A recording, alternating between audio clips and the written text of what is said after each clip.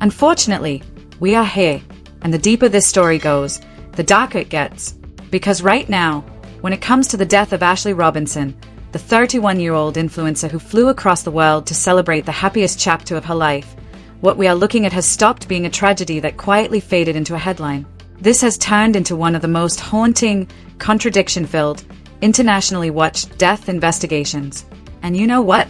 It has unfolded almost entirely without a single complete answer from the authorities sitting at the very center of it. If you are ready to walk inside the timeline, the contradictions, the resort, the relationship, the resurfaced posts, the leaked medical references, and the questions nobody in authority seems willing to answer publicly, before we go any deeper, leave a like, subscribe, and turn on those notifications. And honestly, please make sure to leave that like, because we are going to need it. I am going to be straight with you. There are pieces of information flying everywhere right now. The official narrative is being torn apart in real time by online investigators, and this story is shifting faster than the people in charge can keep up with. At the center of all of this, after I opened my phone and read the words Ashley Robinson posted 7 days before she was found unresponsive, Chapter 31. And I'm exactly where I need to be. I have to be honest with you. I could not put my phone down for hours. I read that caption. I watched the proposal videos. I watched the safari clips. I watched the birthday celebration footage. Then I read the police statements. I could not reconcile what I was seeing. So let's walk into this head-on. A woman publicly celebrating an engagement, a birthday, and a luxury international vacation, dead inside a private villa within 7 days. A fiancé reportedly separated from her by hotel staff hours earlier. A passport temporarily withheld by foreign authorities. A family overseas screaming for answers. And a body that, for far too long, could not even come home. Oh my goodness! It is darker than anyone watching from the outside could have ever expected. This is devastating. And it is only getting more complicated with every report that surfaces. I am not exaggerating. This is one of the most disorienting timelines I have walked through in a very long time. This was supposed to be the most important romantic milestone of her life. And I should address something right up front, because there are people watching who will say, we don't even know what really happened yet. That is exactly the point. That is the entire reason this story refuses to disappear. Because when you look at what investigators in Zanzibar have publicly placed on the record, they have confirmed a romantic dispute. They have confirmed a separation. They have confirmed questioning. They have confirmed a withheld passport. They have confirmed an active investigation. This is not internet speculation. This is the literal foundation of the case as authorities themselves described it, which makes the silence around the rest of it all the more unsettling. Because seriously, you are telling me a couple flew thousands of miles across the world, celebrated an engagement on safari, posted some of the most cinematic vacation content of the entire year, and within days, the woman at the center of all of it is dead inside a luxury resort villa under conditions serious enough for officials to confiscate her fiancé's travel documents. Let me say that one more time, slowly, because if you are hearing this story for the first time, this is the part that has to land properly. A 31-year-old American woman, publicly engaged, publicly celebrated, publicly photographed days earlier on a wildlife safari, is dead in a foreign country, and her fiancé's passport has been taken by foreign authorities while questioning continues. After reading those facts in that exact order, you see why I could not stop thinking about this case. You see why the surface version of this story collapses the second you walk through what is on the record. If this is what the modern aspirational lifestyle can hide behind a few sunset photos, we are looking at something far deeper than a single tragic accident. The illusion has clearly failed somebody in the most permanent way imaginable. Here is what makes it heavier. At the moment when the international spotlight has never been brighter and the demand for clarity has never been more urgent, the loudest voices in the room are not investigators. They are not the resort. They are not Tanzanian officials. The loudest voices belong to her grieving family and the millions of strangers online who refuse to let this story disappear. If this is the level of communication being offered by the institutions responsible for explaining what happened, it sounds a lot like the public is being asked to wait inside a silence that grows heavier by the day. With rapid-fire updates dropping across X, TikTok, Reddit, and every true crime podcast in existence, and the official side responding with carefully worded patience requests. Don't forget, the woman at the center of all this had a name. She had a family. She had plans. She had a life she was openly building in front of cameras. It feels like the story being constructed by online communities has completely overtaken the story being slowly assembled behind closed doors.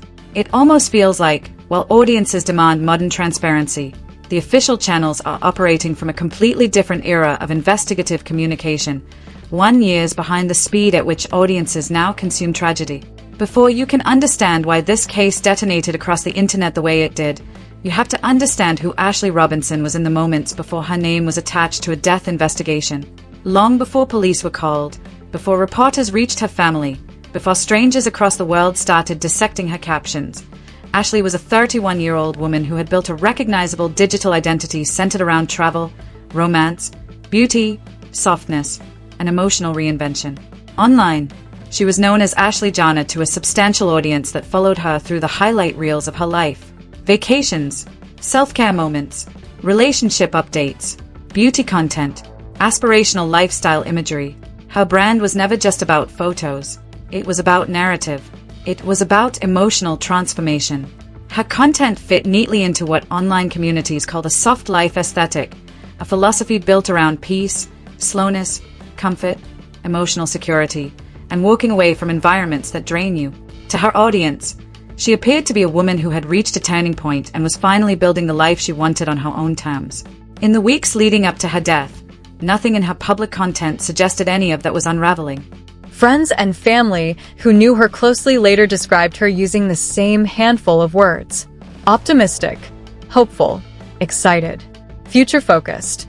Those descriptions became enormously important once the investigation began, because they directly contradicted some of the first public theories floated about her death. But before that friction emerged, Ashley's social media told a completely different version of her life. One full of laughter, sun, ocean, wildlife, candlelight, and celebration. In early April 2026, Ashley flew to Tanzania alongside her fiancé, Joseph McCann. The trip looked, from the very beginning, like something out of a glossy travel brochure.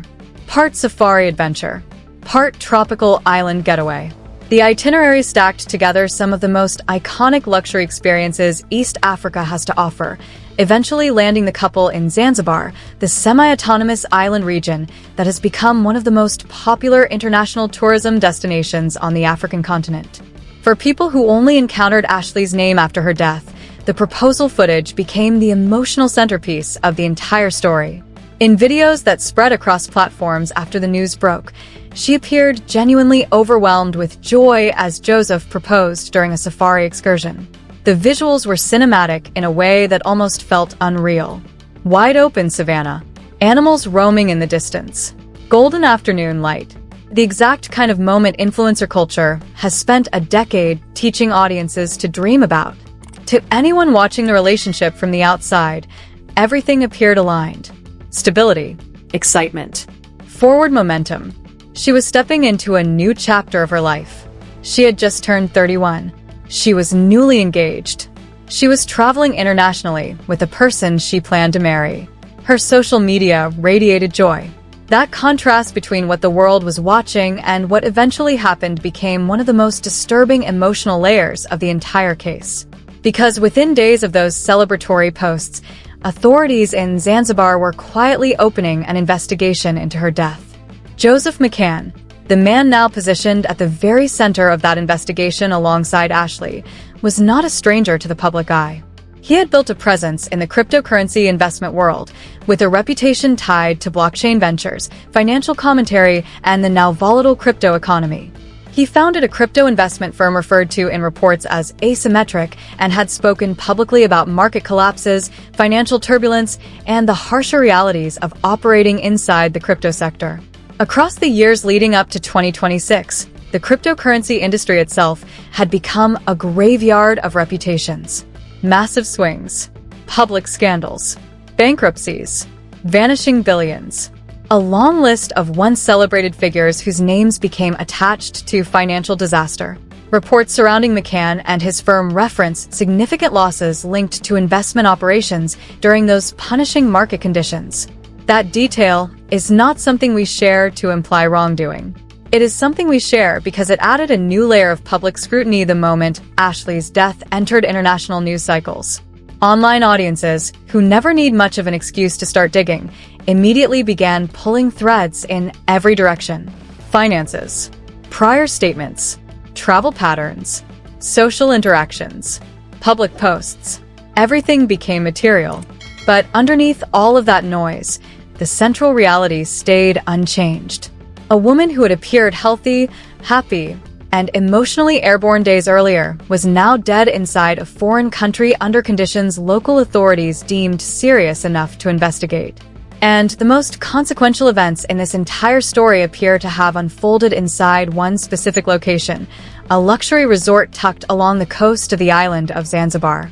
Zanzibar carries a very specific image in the global travel imagination: white sand, turquoise water, tropical resorts, oceanfront villas, quiet luxury.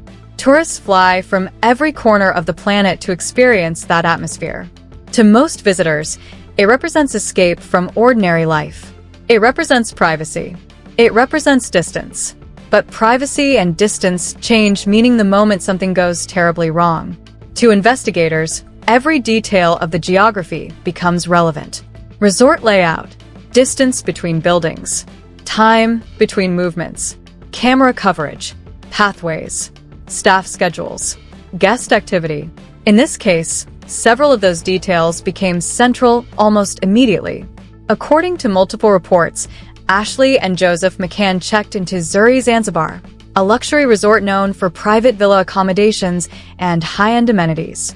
Public reporting indicates they were staying there during the final stretch of their trip. Then came the night of April 8th. This is the moment where the entire texture of the story changes. According to reports that surfaced through international media coverage, hotel staff became involved that night after concerns emerged regarding a disturbance involving the couple. Some accounts indicated other guests reported hearing argument or confrontation in the area where Ashley and Joseph were staying. Authorities later described the situation as a romantic dispute. The precise nature of the altercation has never been fully disclosed publicly. But what has remained consistent throughout reporting is that hotel staff reportedly intervened and physically separated the couple. That single detail is critical, and I want you to sit with it for a moment, because everything that follows is shaped by that decision. According to those reports, Joseph McCann was moved to a different villa positioned away from Ashley's. The walking distance between the two locations was reportedly significant, several minutes across the resort grounds. By the final hours of that night, the couple was reportedly no longer staying in the same space. Sometime after that separation, Ashley Robinson was discovered unresponsive. That sequence instantly became one of the dominant focal points of the investigation. The questions that followed were immediate and unforgiving. When exactly were they separated? Who witnessed the altercation? What was said? Who was the last person to see Ashley conscious? How much time passed between the dispute and the discovery? Who returned to which room and at what hour? Authorities have not publicly answered every one of those questions. But the basic outline of that timeline created enormous attention almost overnight because of how fast the situation collapsed. According to reporting that surfaced afterward, Ashley was discovered unresponsive inside her room several hours after the reported dispute. Accounts differ slightly regarding who first found her, but multiple reports indicate resort staff and security personnel were involved in the response. Some accounts referenced an item reportedly found near her, described in different reports as a belt or similar object, and noted that emergency efforts were made to transport her for medical care before her eventual death was confirmed. At that point, the situation was no longer a resort incident. It was an active overseas death investigation involving a foreign national, an international fiancé, and a luxury property with worldwide attention now firmly attached. The official response that followed became the next major flashpoint. Tanzanian authorities confirmed that Joseph McCann was being questioned as part of the investigation. Reports indicated authorities had temporarily withheld his passport while investigators continued examining the circumstances surrounding Ashley's death. Importantly, officials publicly described him as a witness and stated he had not been charged with any crime. That distinction matters. In high-profile cases, suspicion frequently outpaces evidence. The legal weight of being a witness in an active investigation is fundamentally different from being charged with one. Withholding a passport during an active inquiry does not constitute guilt. It is a procedural tool used by investigators around the world when continued cooperation is needed. Legally, that is the line. Publicly, however, the optics hit very differently. A fiancé on an overseas engagement trip, a death inside a luxury resort, a reported argument hours earlier, a separation enforced by hotel staff, a withheld travel document. Those details, stacked together in that order, built the framework for a story that would not only spread, but evolve every time a new piece of information emerged. Then came the layer that pushed this case from a news story into a global moment: the family's public response. Ashley's parents openly and forcefully rejected suggestions that their daughter had intentionally harmed herself.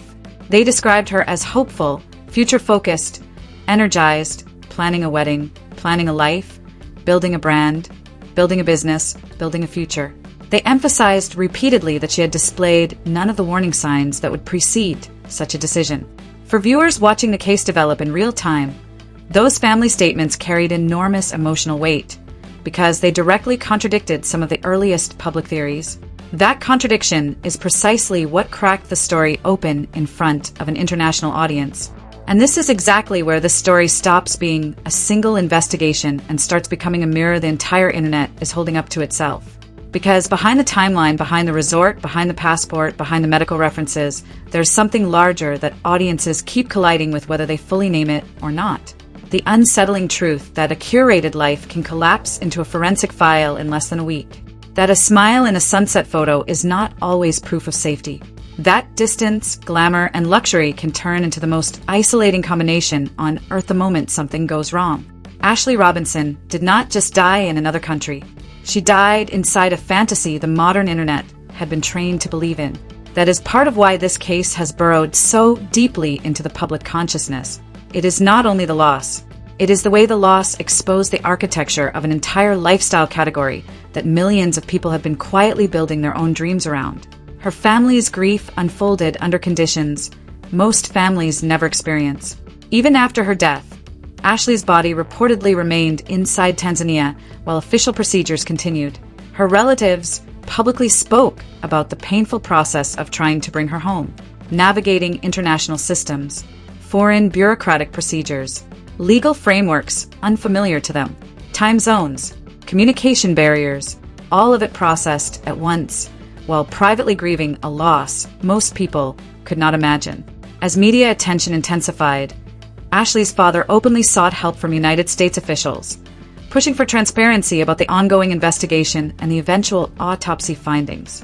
Meanwhile, online communities stepped into the case the way they always do in the modern era, relentlessly.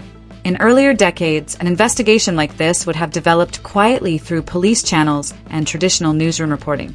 Today, cases evolve in real time across TikTok, Instagram, YouTube, Reddit, Twitter, podcasts, and discussion forums. Every photograph becomes evidence to strangers. Every caption becomes symbolic. Every timeline becomes a puzzle. Every comment becomes a potential clue. Ashley's final social media posts attracted overwhelming scrutiny, precisely because of how hopeful they looked. Audiences replayed the proposal videos. They studied timestamps. They examined the comments. They searched frame by frame for any small emotional signal hidden inside what otherwise appeared to be standard celebratory content. Once millions of strangers begin emotionally investing in a mystery that investment compounds at a speed authorities are not built to compete with. Part of what made this case detonate was the contrast between setting and outcome. Zanzibar is marketed globally as paradise, luxury villas, sunset ocean views, private beaches, exclusive experiences. But some of the most haunting true crime cases in history have unfolded inside locations specifically designed to look safe, beautiful, and far removed from danger. The environment looks like a fantasy. The outcome looks like a nightmare. In Ashley's case, the setting amplified the mystery. Thousands of miles from her family, a remote island, an ongoing investigation, restricted public information, a fiancé still under questioning, a grieving family demanding clarity from another hemisphere. As attention grew, news outlets began focusing more aggressively on the timeline itself. One of the most discussed sections of the entire story involved the hours sitting between the reported dispute and the moment Ashley was found unresponsive. Different reports offered slightly different reconstructions of who returned to which villa, who initiated contact, who discovered her, and how long the gap actually was. Those details matter enormously, because timelines determine opportunity, movement, communication, and consistency between witness accounts and physical evidence. At the same time, investigators frequently withhold information during active cases. That public silence creates frustration, but often exists because releasing certain information prematurely can compromise interviews, forensic work, or future legal proceedings. Ashley's family wanted answers. The public wanted clarity. Authorities urged patience. Online speculation kept multiplying. Then came another wave of reporting that intensified scrutiny dramatically. References to preliminary medical findings. Multiple media outlets cited information indicating that medical records or early findings referenced cerebral hypoxia associated with restricted airflow, alongside references to marks observed around Ashley's neck during medical examination. Those details, even when reported with caveats, instantly amplified online attention. But here's where caution becomes critical. Leaked or unofficial information is not the same as a completed autopsy report, and partial findings can easily be distorted as they travel across platforms. At the time those reports circulated, authorities had not publicly released a complete official forensic explanation of the manner and cause of death. Still, those reported references contributed enormously to public skepticism surrounding the earliest assumptions about the case.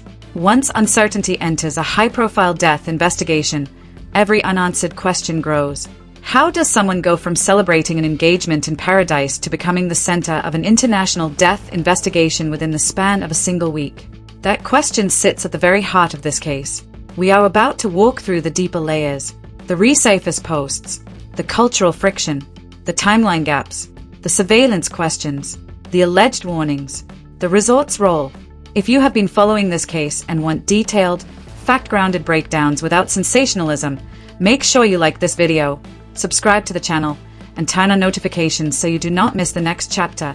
The deeper investigators dug into the death of Ashley Robinson, the less this story resembled a quiet overseas tragedy, and the more it began to feel like a layered investigation surrounded by contradictions, public confusion, and an information vacuum the internet refused to leave empty. One thing was becoming undeniable. The official timeline still had enormous gaps. Ashley's family still did not have the answers they were openly demanding. Online attention was building momentum every single day. Then an entirely new dimension of the story exploded across social media. It did not come from authorities. It did not come from the resort. It did not come from family statements. It came from old posts, resurfaced tweets, archived comments, statements Ashley had made publicly years earlier, suddenly pulled back into the spotlight and circulated rapidly across X, Reddit, reaction videos, podcasts, and discussion communities. In those resurfaced posts, Ashley had openly shared personal preferences regarding interracial relationships and marriage. Some online users interpreted those statements as controversial. Others believed pulling them into circulation immediately after her death was inappropriate, distracting, and disrespectful to a family already drowning in grief. Almost overnight, the public conversation surrounding the case fractured. To one side, the issue was simple. A woman had died under unclear circumstances inside another country, and her personal romantic views had nothing to do with the unresolved questions about how she actually died. To another side, the resurfaced statements opened a broader conversation about identity, aspiration, public expression, and the way social media shapes how individuals package themselves and the relationships they pursue. What made the discourse so intense was the timing. The arguments were unfolding while her family was still publicly demanding answers and Tanzanian investigators were still actively working the case. Cases like this tend to develop in emotional layers. First, the public focus sits entirely on what happened. Then attention shifts toward who the people involved were before tragedy. In the social media era, every old post, every offhand comment, every relationship dynamic, and every digital footprint becomes part of the public narrative, whether the family ever consented to that scrutiny or not. That is exactly what happened here. Her content reflected a lifestyle anchored in softness, femininity, luxury, travel, romance, comfort, and self-redefinition. To many followers, she represented a carefully assembled life centered around beauty, peace, and possibility. After her death, Some observers raised harder questions about whether influencer culture itself can sometimes generate pressure to perform stability publicly, even when private life is far more complicated. At this point, Zuri Zanzibar had transformed from a location into a character in the public imagination. It had become part of the mystery. Luxury resorts function on privacy, exclusivity, and controlled environments. Guests expect security, structured procedures, documented systems, and discrete operations, especially at high-end international properties where wealthy travelers occupy private villas spread across large grounds. That detail became critically important the moment reports emerged that hotel staff had reportedly separated Ashley and Joseph after a dispute. If that sequence is accurate, there must be a paper trail. Staff interactions, security logs, key card activity, pathway movements, internal communications, possibly surveillance footage from common areas or walkways. Almost immediately, online observers began asking a question that has dominated discussion ever since. If the resort has cameras and documentation, what do those records actually show? And this is the point where the case quietly stops being about one couple and starts becoming about something much bigger. Every viewer who has ever booked an overseas trip with someone they trust. Every audience member who has ever ignored a quiet feeling because the photos looked perfect. Every person who has ever told themselves the next chapter would finally be the safe one. Ashley's story walked straight into all of those silent fears at the same time, and that is why the internet refused to let it fade. Ashley's father publicly raised similar concerns, asking why more clarity had not emerged regarding movements throughout the resort during the hours before his daughter was found unresponsive. From an investigative perspective, timelines are everything. When two individuals are separated after a reported argument, investigators almost always work to determine who moved where, who saw them, who communicated with them, and whether any physical or digital evidence supports the witness accounts. But publicly, very little of that information has been released, and that silence has allowed speculation to fly faster than confirmed reporting. The phrase "there must be cameras" became one of the defining ideas attached to the case online, because audiences instinctively associate surveillance footage with definitive truth. In the public mind, video footage equals certainty. If footage exists, the mystery should be solvable. But real investigations rarely operate that simply. Surveillance systems vary. Some cameras only cover public common areas.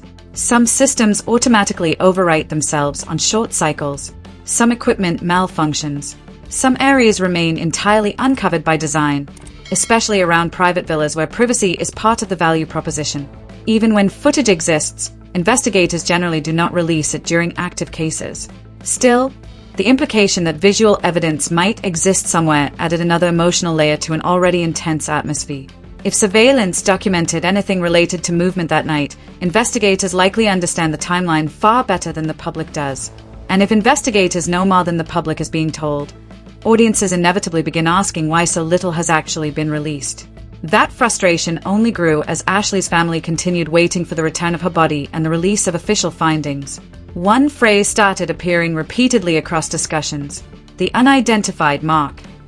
In true crime cases, site and details become symbolic.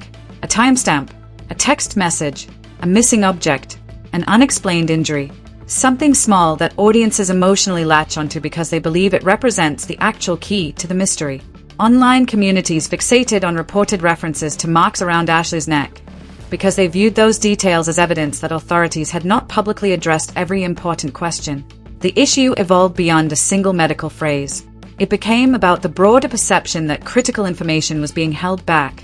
Meanwhile, authorities in Tanzania continued urging patience. That message frustrated many people, but it also reflected the standard reality of international investigations. Information is typically released slowly while forensic review, witness interviews, and diplomatic coordination remain active. Unfortunately, public attention rarely waits for institutional caution. By this point, social media had essentially built its own parallel investigation.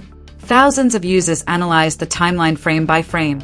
Commentators reviewed public statements repeatedly. Podcasters debated inconsistencies. Reaction channels amplified rumors. Some claims spread faster than authorities could publicly address them. One viral social media post accusing Joseph McCann of wrongdoing accumulated millions of views within days. That kind of exposure dramatically accelerated public suspicion, regardless of whether every claim could be independently verified. This is one of the defining patterns of modern true crime culture. public opinion now solidifies almost instantly, long before investigations conclude, long before evidence is fully reviewed, long before prosecutors determine whether charges are appropriate. Once those public narratives lock into place online, they are extremely difficult to revise. Then came the most unsettling thread in the entire discussion: claims that someone had allegedly tried to warn Ashley about Joseph before the trip. According to discussions that spread across social media, an individual had reportedly contacted her before her departure for Tanzania, expressing concern or urging caution. The exact nature, source, wording, and verification of those claims have not been publicly confirmed in full detail.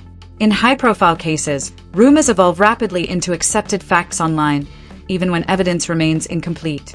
Still, the emotional weight of the alleged warning was enormous. People are deeply drawn to stories involving ignored intuition, missed warning signs, and hindsight tragedy. Once audiences believe there was a warning before disaster, the narrative becomes psychologically haunting in a way it cannot easily shake. What if she had cancelled the trip? What if someone had intervened? What if those concerns had been taken more seriously? As pressure mounted online, many observers began demanding greater transparency from investigators, the resort, and every party connected to the case. People wanted surveillance details clarified. They wanted the timeline laid out cleanly. They wanted medical findings finalized. Above all, they wanted certainty. But certainty is precisely the thing true crime investigations rarely produce quickly. As of the latest public information, Joseph McCann remained identified as a witness rather than a charged suspect. Authorities had questioned him and reportedly withheld his passport, but no formal criminal charges had been publicly announced. That legal distinction is critical. Public suspicion and legal evidence are not the same thing. Online theories are not court findings. Emotionally compelling narratives do not automatically establish criminal responsibility. In the weeks following Ashley Robinson's death becoming international news, the investigation entered a stranger and more uncomfortable phase. Public attention was growing faster than verified information. That imbalance created an atmosphere where every small development carried enormous emotional weight. People were no longer just asking what happened inside the villa in Zanzibar. They were asking why so many details still seemed unclear. Why investigators had released so little publicly. Why the timeline kept shifting depending on which outlet was reporting. Why so many threads appeared to contradict each other. Why the case felt emotionally unfinished even after global media coverage had already exploded around it. In earlier decades, families grieved privately while investigations quietly progressed in the background. Today, major cases evolve in public view. Every update becomes content. Every rumor becomes a headline somewhere. Every social media post becomes potential evidence in the eyes of internet investigators racing to reconstruct the final moments of someone's life. In Ashley's case, the internet became obsessed with reconstructing those final hours. Users mapped the resort layout from publicly available images. Public statements from Tanzanian authorities were compared line by line for inconsistencies. Throughout all of it, Ashley's family kept publicly requesting transparency. That emotional divide between public speculation and private grief became one of the defining characteristics of the case. For many observers, one detail remained impossible to walk past: the reported argument. Discussion threads kept returning to the same turning point. The night resort staff allegedly intervened and separated the couple. In many true crime investigations, there is a moment that, in hindsight, becomes symbolic. A final phone call, a text message, a confrontation, a witness account that seems quietly important at the time, but becomes deeply significant once tragedy occurs. For this case, the reported separation became that moment. Hotel staff considered the situation serious enough to physically remove one party from the shared accommodation. That single detail fundamentally changed how many people interpreted everything that followed. Not because arguments automatically imply violence. They do not. Couples argue every single day without tragedy occurring. But when a death happens hours later, investigators naturally look back at those earlier interactions carefully, and so did the public. Even Ashley's final caption took on an almost unbearable significance online. Chapter 31. And I'm exactly where I need to be. Those words circulated again and again across videos, articles, and threads because they represented the cruelest irony at the heart of the case. A woman publicly declaring happiness only days before her death. The contrast became emotionally crushing. While the public wrestled with symbolism and speculation, investigators were likely focused on something much less poetic. Evidence. Cases are ultimately built through documentation. Phone records, witness statements, forensic conclusions, movement timelines, medical analysis, digital communications, resort logs, surveillance, where it exists. Those details matter more than internet theories ever will. As the discussion continued growing, another tension became central to public frustration: the pace of communication. Some observers began criticizing Tanzanian authorities for what they viewed as limited transparency. Others defended the investigators, arguing that complex international cases require caution before releasing sensitive findings. Both can be true simultaneously. Investigators may genuinely need time. Families may still feel devastated by the delays. The public may still grow suspicious when information feels rationed. Social media may still transform uncertainty into speculation almost instantly. That combination places enormous pressure on every party involved, particularly when the case already contains emotionally explosive components: wealth, romance, international travel, influencer culture, a luxury resort, an unexplained death. Those ingredients almost guarantee public attention. For many viewers, Ashley represented more than a victim. She had become symbolic of something larger: the dangers buried inside aspirational lifestyles, the illusion of online perfection, the vulnerability inside seemingly glamorous relationships, the reality that tragedy can occur inside places specifically designed to feel safe and luxurious. People projected fears and anxieties onto the story: fear of trusting the wrong person, fear of ignoring warning signs, fear of being far from home when something goes wrong, fear that appearances can hide realities no one else sees until it is too late. Those fears fueled the intensity of the public reaction. As pressure built, many demanded immediate action.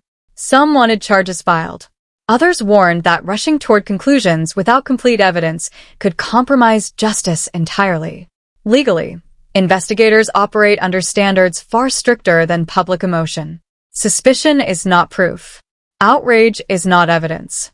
Investigators must establish what can be proven through fact, not feeling. So now, let me ask you directly, what are your final thoughts on the way this case has been handled so far? What do you think actually happened during those final hours? Do you believe the official communication has been sufficient, or do you believe the public is being kept further away from the truth than the family deserves?